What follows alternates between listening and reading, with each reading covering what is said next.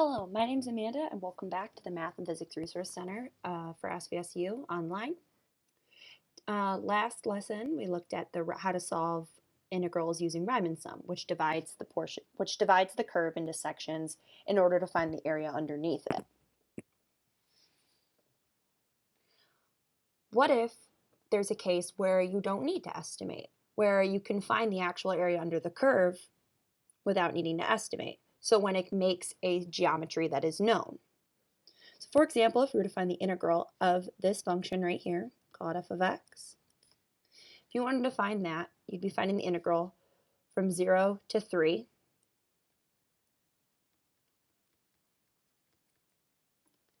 And how you could find the area from 0 to 3 is if you notice under the curve with the axis, it creates a rectangle. And the area of a rectangle is just base times height. So in this case, you have a base length of 3 and a height of 3 as well. So in this case, the area is just 3 times 3. So it'll be 9. Therefore,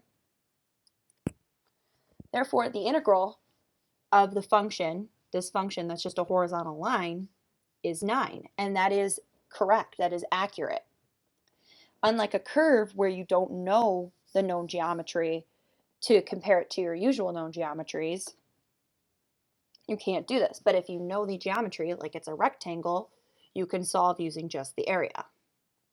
Now we're going to solve using a diagonal graph. So this is a linear graph that has a bit of a slope to it. So we're going to solve this from 0 to 2, f of x dx.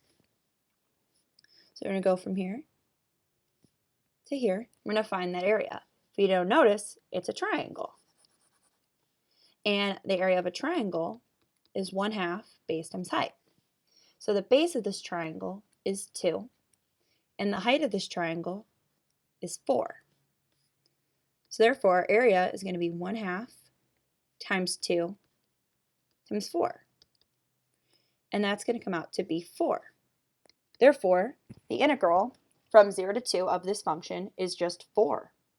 And that is accurate. It isn't an estimate like Riemann sum because we know the known geometry. So now we're going to look at one that combines stuff. So one aspect I want to cover before we get into the example. So the two cases looked at before were both positive because they took place above the x-axis. But if you have a case like this and you're adding up all the geometries above the x-axis are going to be positive values, while all of the ones below are going to be negative. So when you add up the areas, they're going to cancel out a little bit. So then the total integral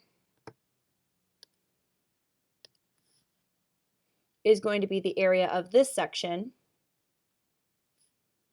So we'll call the area of this section A, and the area of the lower section B. So the integral of this function from this endpoint, we'll call A to B,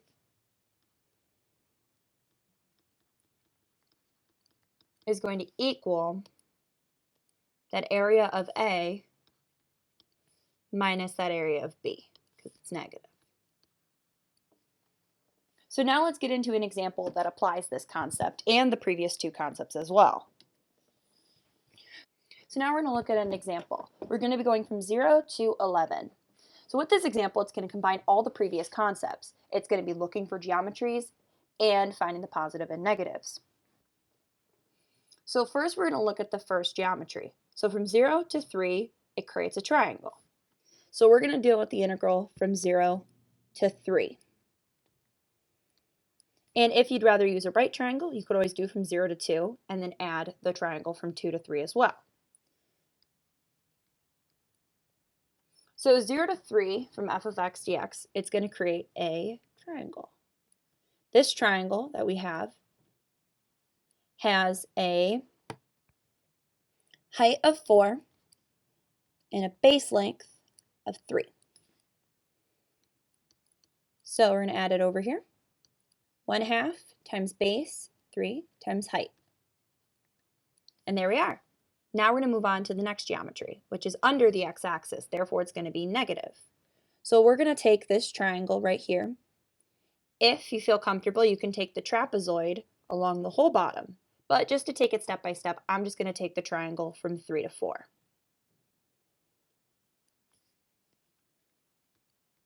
So plus from 3 to 4, f of x dx. So we're going to minus this geometry because it's negative, because it's under the x-axis. And we know the base length is 1 and the height is 4. So it's going to be minus 1/2 1 times 4. Now we're going to move on to the rectangle that's right next to it. I'm going to write this in orange just because we can see the two different sections. So this rectangle right down here is going from 4 to 6. And this is going to be a minus. Now we're going to add the section from 4 to 6. The reason why I'm adding and not minusing in the when I'm writing it out mathematically, like when I'm writing it symbolically, the reason why I don't put plus or minus is because this integral will come out to be negative, which is demonstrated when I'm doing the solving. So from 4 to 6 of f of x dx. And that geometry is going to come out to be minus because it's under the x-axis, and that's going to have a base length of 2, and that's going to have a height of 4. So it's going to be 2 times 4 because it's a rectangle. Now let's move on to the next geometry. So the next shape we're going to do is the triangle, a nice big triangle that's going to be from 6 to 10. Now again, you don't have to divide it the same way that I divided it out. This is just a suggestion, as long as you use known shapes. So this is going to come out as the integral from 6 to 10. And again, it's going to come out negative, so we can keep it as the plus for now, and we'll show that it comes out negative when we solve it numerically. So from 6 to 10, and that's going to be of f of x dx. And that's going to come out to be minus 1/2 times base, which is going to be from 6 to 10, so that's going to be 4. And then that's going to be times the height, which is going to be from 0 to 4. So height of 4 as well. The last segment we're going to be dealing with is the one from 10 to 11, which is a nice little triangle here. It's very cute, little triangle. I'm going to have from 10 to 11, and this will be positive because it's above the x-axis. And that's going to be from 10 to 11 f of x dx. And we're going to add that because it's positive, it's above the x-axis.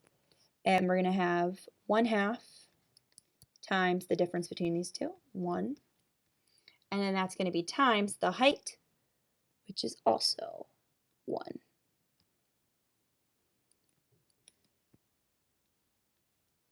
So now we're going to add all these up, and that'll give us the area under the curve. And it will give us, in turn, the integral. This will give us the total area of negative 11.5. And that is our answer. And that is accurate. It is not an estimate because we have the accurate geometries. We're not estimating like in Riemann. Hopefully this video helps you out. Thank you for visiting the Math and Physics Online Resource Center from Saginaw Valley State University. Thank you.